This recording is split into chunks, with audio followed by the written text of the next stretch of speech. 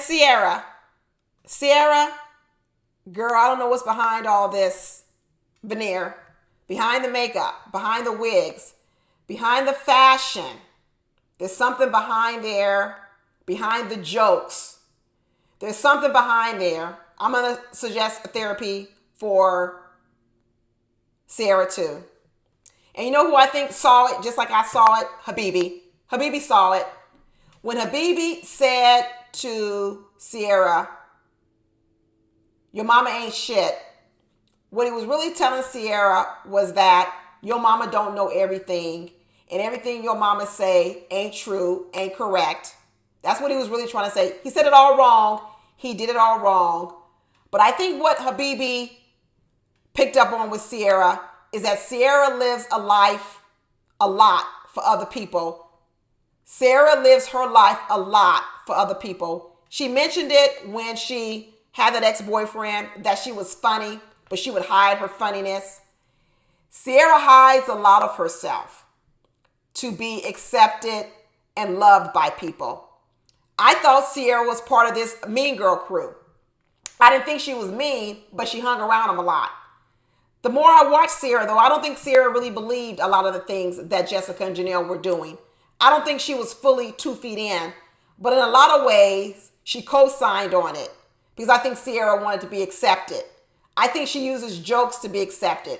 I think she uses makeup to be accepted. I think she uses fashion and hair to be accepted. I think she seeks the approval of her mother probably way too much for her age. Why? I don't know. I have no idea. I don't know enough about her. But I think I've seen enough to know that it's worth her going and figuring that out. Because until she gets to know who she really is, right? And why she's become the person she is, she's going to have a hard time finding that person in her life. I think Sierra's journey to find the husband she wants, to have the kids what she wants, has to first start with finding out who she is. And I'm not talking about finding out what makes her happy, because that's where a lot of people start. I need to know what makes me happy first. No, Sierra, I want you to go deeper than that. I want you to first find out, why do those things make you happy? Because there's some things that make us happy for a certain reason. We need to find out the reason for it. What are we covering up? It's almost like saying, I love candy. Sure, I love candy, but why do I need candy so much? What's going on with me? Why that makes me so happy? That's where Sierra needs to go. She needs to figure out several layers deep what's going on with her. Because some of the things that we like are toxic, but they're really there making us happy because it's soothing a part of us that's unhealed. And I think that's what's going on with Sierra. I thought it earlier on, but when I saw the way Habibi, who I know all you guys don't think he does, I think Habibi saw some things in Sierra, and I think he called it out, and I think the scene was chopped up. But I'm going to ask Sierra to go get to the bottom of some of the things with her as well. Let me tell you, in the Black community, we need to use a therapy far more often than we do. Because I think it's a great tool. I think it's wonderful. And I think it helps us get unstuck in areas that are holding us back to a greater life. When we go to therapy, it shouldn't be looked at as something's wrong with us. It should be used as a tool to elevate towards the next level. So when you're trying to elevate towards the next level and you haven't been able to, that's a time to go in, get different perspectives, talk to different people, and figure out, what am I missing from my arsenal of tools that's going to propel me forward? Sierra has clearly defined where she wants to go. She wants marriage. She wants kids. She wants a family. She's got to figure out what has prevented her from doing that in the past. And that's going to start with learning about herself. Not learning what makes her happy, but learning how she became the person she is. So now she can figure out, are those some things she wants to keep about herself? Because more than likely, some of those things she's going to need to discard. She's going to need to leave behind. But that's my advice for Sierra. Katarina, girl, Katarina, Katarina says she wants a rich man. And in this episode 2 of the reunion, what Katarina said was, I'm going to have to learn where to go and start hanging out to meet rich man. That's what she said. If you notice what Katarina said was she said she doesn't want to change what she wants, which is fine. She wants a rich man. She wants a man to pay all her bills. But what she's also saying is it's not what she wants that's the problem. It's where she's been dating. And what she's decided is she wants to start hanging around in circles where the target list is rich. The target list is rich where doesn't matter what man she chooses, he's going to be a rich man. Hanging out in rich country clubs where it doesn't matter which man she latches on to, he's going to be a rich man. At least she's got her game plan together. So my advice to Katarina is she needs to be open to dating outside of her race. That's going to be my advice to Katarina. Not because there aren't some rich black men, but because if your number one focus is to marry a rich man, then you need to make sure you broaden the pool of people. I believe that rich men exist in the black community. I'm not one of those people. But they also exist in the Latino community, the white community, the Asian community, the Indian community. And if your goal is to date a rich man, you're much better off broadening your pool of men. So Katarina, my advice to you, since you are stuck on dating a rich man, you need to look at dating outside your race so that you can broaden your pool of men. And you'd better do it fast, Katarina, because let me tell you something. These rich men, no matter if they're white, black, Asian, whatever, they're going to want younger women. And if they haven't had children, they're going to want women who are wanting to bear them some children. So you might have to come up off that, I don't want no kids, unless you're willing to date an older man who's already had his children.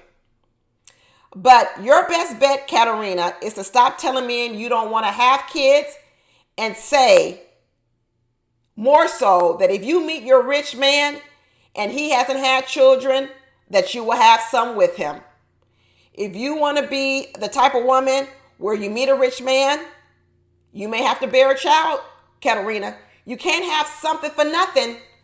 You got to know what you're willing to give, Katarina. You just can't go out here in the world and take and take and take from rich man or poor man. And you just can't offer good looks, Katarina. You just can't offer good looks. You're a smart girl. You're going to figure it out. But men who are rich, they want a legacy. Rich men, more than any other man, wants a legacy. They want kids to carry on their business, to carry on their family name. They want kids. So when you say you want to date rich men, you better figure out and learn what rich men want. And the majority of rich men want children. So you walking around talking about you don't want kids, but you want rich men, don't even go together, Katarina. Don't even go together. They don't go together. So you might need to change your speech, Katarina. Change your speech. Since we're moving into the soft life women, the Lees, Katarinas, and Aries of the world, I might as well go ahead and give my advice to Aries. Aries, too late, Aries. Aries, I know the life you want. I know the life that you want, Aries. And I don't want to say it's too late. Let me not go so far. But Aries, Aries is kind of like people when they say they want to be rich, but they don't want to be famous. You ever hear that saying? They want the money of a rich person, but they don't want to be treated in the world as famous, because with fame, they're not able to do and move in the world the way they want to. And I look at Aries and I understand the type of man that Aries now wants, because I feel like she didn't have that guy early on. But the problem with that, Aries, is that people already see you as this strong, capable woman, and it oozes out of you. It really does ooze out of you. It oozes out of you. Doesn't mean that you don't deserve a man that takes care of you. No, it doesn't mean that. And I think what Aries has to do is she's got to recalibrate her expectations. I don't think Aries needs to be with a man that she's got to take care of the feel of the world, where she's got to be the rock for feel. I don't think so. I don't think Aries needs that. But I also think that Aries might be shooting for someone more similar to her father, whereby he was a sole provider, and with her mother. But Aries isn't her mother. Aries wants a man like her father or even her stepfather, but what she's failing to recognize is that she's not her mother. She's not going to attract the same type of man. You see what I'm saying? The type of fish that Aries' mother's caught was based on the type of bait her mother was. Aries is not the same bait as her mother, but she's still trying to catch the same type of fish. Aries can catch a fish. Aries absolutely can catch a fish. She's got a lot of good things going for her. But I think right now, she's trying to catch the wrong type of fish. And not only that, she's trying to catch the wrong type of fish that actually wouldn't even fit in her life. Because Aries wants a man like her father, but she's probably not willing to take the direction, take the lead that her mother did. That's the other problem.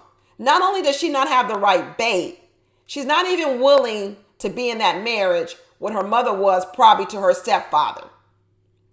Aries is a career woman. She makes good decisions. She makes a lot of decisions. She's told us she's had multiple businesses. And so I don't know why Aries thinks she can have all that and then have a man who takes care of everything, but then she doesn't have to take any direction from that man. And she might say, well, I am willing to take direction. Not enough. Let me be clear. I'm quite clear Aries wants to take some direction, but let me make it clear. She doesn't want to take enough of it. Not for the man she says she wants. Not enough of it. So she's going to need a different type of man. She doesn't need the feels of the world. Absolutely not. But the guy she's looking for who takes care of everything, no. They're not looking for her. And actually, she wouldn't be happy with him because the things he would want, Aries wouldn't want to give it to him. Aries is another person. She needs to recalibrate the type of man she's looking for. I said this in my videos. Stop just looking for the man you want. Give some thought to could you make that man happy? The man who's the sole provider, taking care of everything. Aries, the woman who doesn't want to cook, the woman who wants to have multiple businesses, the woman who more than likely is stretched thin out here in the world because she's got multiple things going on. She's got cooks coming in. Why would a man who makes a lot of money, who's busy himself, also want a woman who's so busy that doesn't have time for him? It's not going to fit, Aries. It's not going to fit.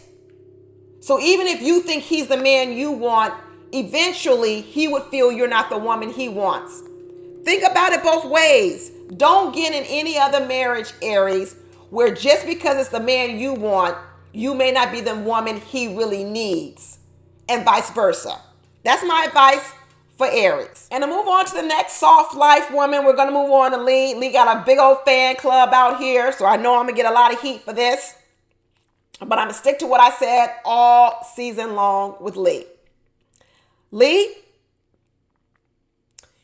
you need to look in the mirror a little bit deeper. And I don't mean looking at just the image, because you are a beautiful package.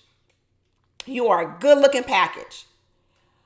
But Lee, I'm telling you right now, where you're missing the mark is with a little bit of critical thinking.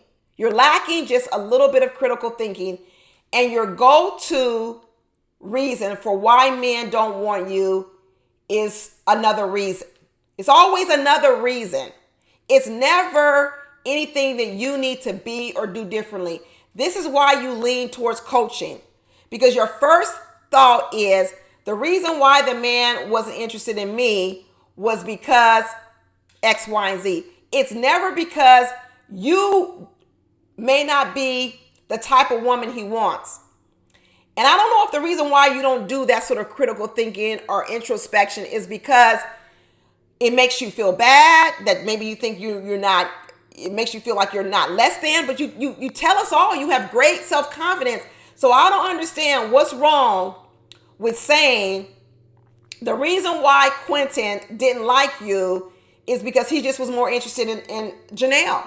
It wasn't because Janelle had a tight grip on Quentin. Yeah, Janelle did have a grip on Quentin, but that's not the reason why Quentin didn't like you. Same thing when you were sitting in front of Christopher. The reason why Christopher didn't call you is because he was intimidated by Quentin. No. The reason why Chris didn't pursue you heavier is because Chris was distracted by, I don't know, other women. No. I think my advice to Lee is to go back to some exes. I think the only person Lee is really going to get her answers from are going to be exes. People who really know her, because Lee has such a great package on the outside and she's really good at presenting an image. Most people will come upon Lee and say, I really don't see no problem with you, Lee. I don't understand. It must be the men. It must be the men because you are a great woman. You've got beauty. You've got brains. You're successful. See, that's what happens when you get into your own hype and you got a whole hype crowd out here. When everybody's hyping you up and telling you what's so great about you. Because you're not having anybody saying and telling you you are all those things, but there's some real fundamental parts of you that a lot of men are not finding attractive. And if you really want to grow, you got to be able to have those tough conversations, Lee. I don't know you intimately, Lee, but I'm going to tell you this right now. I do know that you don't see your flaws. You don't. You don't see your flaws. You don't see what other people see that doesn't make you attractive to them. And I don't know who you got to go to talk to. I don't know if it's going to be an ex. I don't know if it's going to be a girlfriend that you might have that's a straight shooter that'll really tell you, who will tell you in a loving type of way. I try to come up with some things on this show. People attack me. So I can imagine how your crowd must be. But I didn't find Lee's conversation all that interesting. I really didn't. I really didn't find it interesting. I don't know what Lee has to do, but it's going to start with her surveying. I know she's a businesswoman. She needs to survey some past clients. She needs to find out from these men, what is it about me that you find a bit of a turnoff? We all got things that turn off men. It's not a big deal. It really isn't a big deal. She said she was in a relationship with a gentleman for 7 years. I would think Lee would have wanted to get married. I think she probably did. Why didn't that materialize to marriage? Why didn't that man get down on one knee and propose to Lee and ask her to marry him in those 7 years? Why? What was his hesitancy? He may not have been the best man in the world, sure, but he still didn't propose, because even bad people propose. Here's the point I'm making. Even bad people propose. Even if he wouldn't have made the best husband for her, she was with him for 7 years. Did she turn down proposals? Did he propose to her every 6 months and she just kept saying no? I don't believe it. I don't believe it. I don't believe that man proposed to her over and over again and she just kept saying no for 7 years. I think it's the other way. I don't think that she could get him to propose, and she needs to find out why. What was the hesitancy? Lee is so entrenched on being a coach, teaching everybody how to be better people. She needs someone in her life to help teach her. She needs her own coach. Just like therapists need therapists. We all need different types of friends. We need people that we encourage, and we also need people who encourage us. We need people that we may try to get them to go to a higher level, but then we also have people in our lives who speak to us to try to take us to a higher level. Who is that person in Lee's corner who is telling her that in her dating life, she's doing some things wrong and she needs to do some things differently with men? And just from this little bit of show that I've seen, Lee needs somebody like that in her life. She needs somebody like that who's going to make her grow. And I'm not for sure it's that friend that she brought on the TV show. What was her name? It was some weird name. I forgot. It's not going to be her. Lee needs somebody else. That's my advice for Lee. And to go